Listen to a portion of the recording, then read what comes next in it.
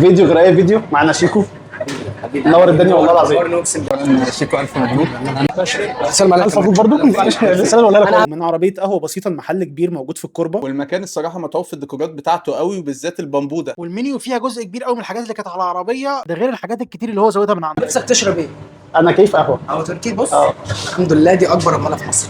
ماشي بس باين. مش هشربك قهوه تركي، هشربك فلات وايت. ماشي والله العظيم يلا تعالى. كل الكلام ده. واللي شيكو ما يعرفوش ان انا بشرب الفلات وايت على طول من اي مكان، وبجد كان خطير ولازم تجربوه هناك. انت لازم بس انا هات لي المره دي سخنه، شربت البرطمان السخن بس اديني بقى توليفه حلوه من عندك. اقسم بنفسك اقسم بالله اقسم بنفسك. يلا بينا. انا واثق فيه.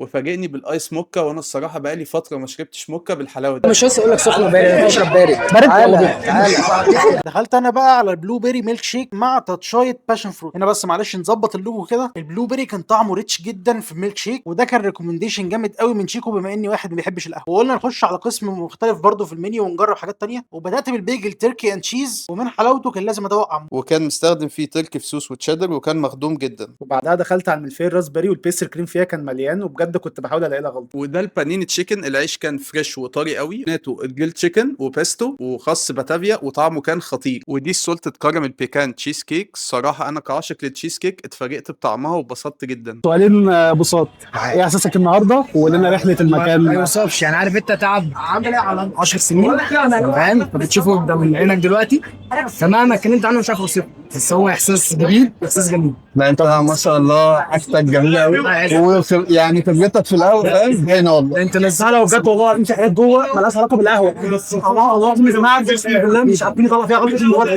تسلم.